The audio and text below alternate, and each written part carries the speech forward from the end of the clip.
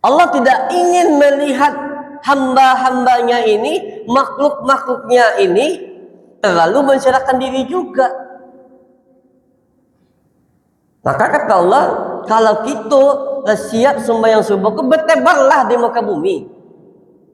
Apa maksudnya? Cari rahmat Allah, berusaha buat lain.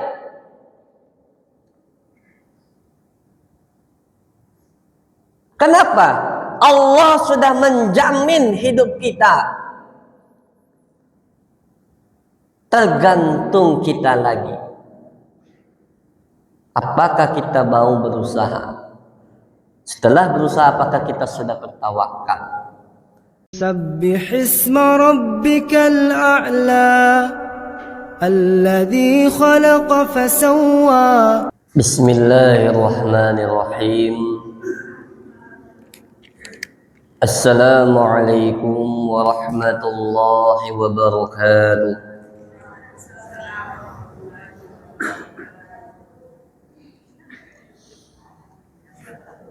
الحمد لله الحمد لله الذي أحيانا بعدما أماتنا وإليه النشور. أشهد أن لا إله إلا الله وحده لا شريك له، وأشهد أن محمدا عبده ورسوله لا نبي بعده. أما بعد. Puji dan syukur atas kehadirat Allah Subhanahu wa Ta'ala,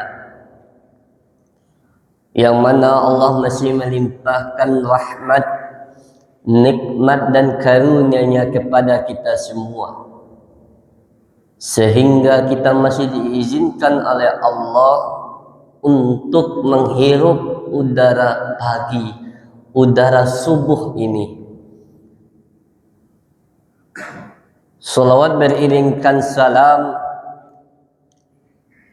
tak henti-hentinya dan tak bosan-bosannya kita untuk selalu meminta syafaat dari pemimpin seluruh umat yang bisa menyelamatkan kita nanti di kelak di hari kiamat nanti, yakninya Nabi besar kita Muhammad sallallahu alaihi wasallam,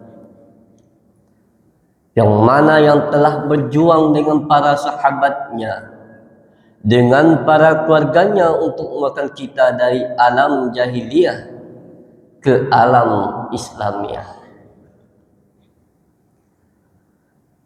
yang sama-sama kita muliakan guru-guru, pengurus Masjid Jami' Hasanuddin Sabis Marobikal A'la. Mudah-mudahan kita doakan pengurus dilancarkan dan dimudahkan segala urusannya untuk kemaslahatan umat ini. Bapak dan Ibu, kaum muslimin, kaum muslimat yang dirahmati oleh Allah, di dalam kehidupan, di dalam siklus hidup ini, ada berbagai macam hal yang kita rasakan. Tatkala kita merasa bahagia, ada kadang kita merasa takut, ada merasa cemas, ada merasa gelisah. Segala macam hal yang kita rasakan di dunia ini itu muncul dalam semuanya, itu dalam pikiran kita. Apapun yang kita rasakan itu adalah pikiran kita, sehingga dalam pikiran itu muncullah hasilnya. Tentu dengan apa yang kita rasakan, segala macam yang kita rasakan tersebut kita berharap kita cukup merasakan namanya bahagia, ketenangan dan ketentraman. Sifatnya kita berusaha. Tetapi kalau kita sudah berusaha untuk mencari ketenangan, sudah berusaha mencari ketentraman, sudah berusaha untuk mencari kebahagiaan, lalu masih ada rasa ketakutan, lalu masih kurang rasanya kita berbahagia. Maknanya apa? Maknanya adalah kita sebagai manusia ini sifatnya adalah berusaha. Setelah berusaha ditambah lagi namanya bertawakal kepada Allah.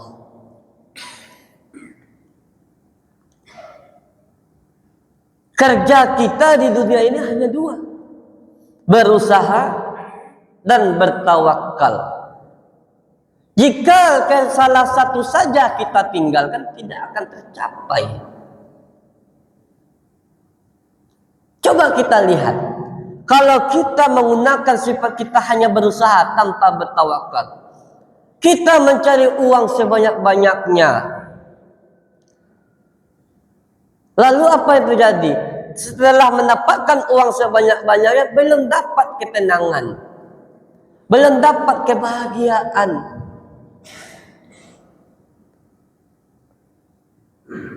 Karena kan biasanya kalau banyak uang, banyak harta, kita tenang, kita bahagia.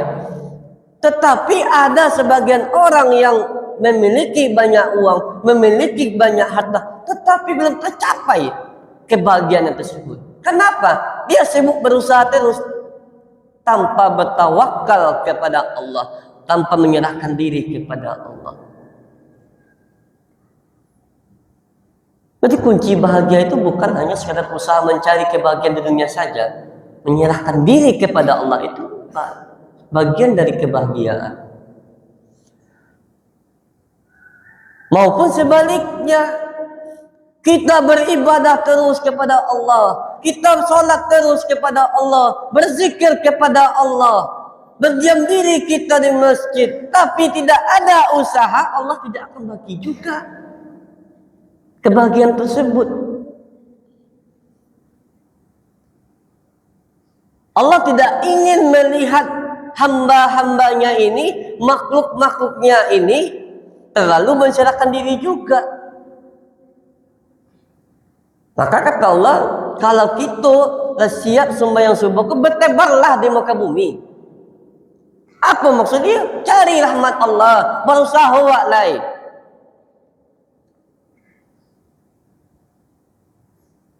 Kenapa? Allah sudah menjamin hidup kita. Tergantung kita lagi. Apakah kita mau berusaha? Setelah berusaha, apakah kita sudah bertawakal?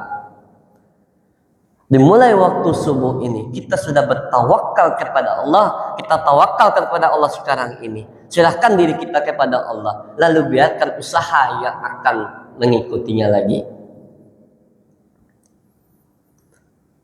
Di era sekarang inilah kebanyakan dari kita terkadang lupa ternyata. Lupanya apa? Sibuk berusaha, lupa bertawakal kepada Allah. Bahkan yang lebih ekstrimnya sekarang ini, tatkala kita merasa sudah berusaha keras, ternyata ada terkadang Allah berikan cobaan, Allah berikan gangguan untuk menguji kita. Agar apa? Melihat tingkat keimanan kita tadi, apakah hambaku ini masih menyerahkan dirinya kepadaku. Contohnya, dalam dunia pekerjaan. Ketika dalam dunia pekerjaan ini kita sudah berusaha semaksimal mungkin untuk memberikan yang terbaik, Lalu kita serahkan diri kepada Allah. Lalu apa yang terjadi? Ada orang ini ingin menghalangi kita untuk berbuat kebaikan dalam pekerjaan kita tersebut. Lalu memaksa kita untuk keluar dari zona kita, keluar dari ajaran kita. Sehingga apa? Dia ancamlah kita, kalau tidak menuruti perintahku, nanti kamu awas, kamu akan dibenci oleh orang. Saya akan hasut orang untuk membenci kamu. Ini dilema. Jika kita memiliki iman yang lemah, ini dilema sekali. Kenapa? Kalau kita tidak turuti perintah orang tersebut, ini orang-orang akan banyak benci kepada saya. Lalu saya gimana? Di sanalah letak keimanan kita dan tawakal kita diuji oleh Allah. Selagi manusia yang mengancam kita, selagi manusia yang menjauh kita, jangan takut, jangan gentar. Yang lebih takut itu jika Allah lah yang menjauhi kita. Kalaulah Allah yang menjauhi awak, itu lebih bahaya. Tapi selagi manusia nggak masalah. Kan kadang ada mengatakan hablum minallah wa hablum minan nas. Hubungan kita kepada Allah, hubungan kepada manusia. Ini hubungan manusia kita kan rusak jadinya. Dijauhi. Itu tidak rusak. Jangan gara-gara untuk menegakkan kezaliman kita rela ikut ke dalam kezaliman tersebut.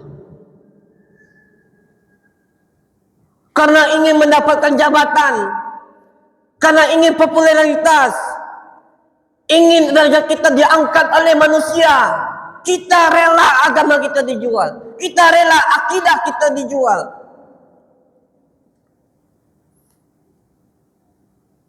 Ini yang sekarang ini sudah kehilangan kita zaman sekarang ini.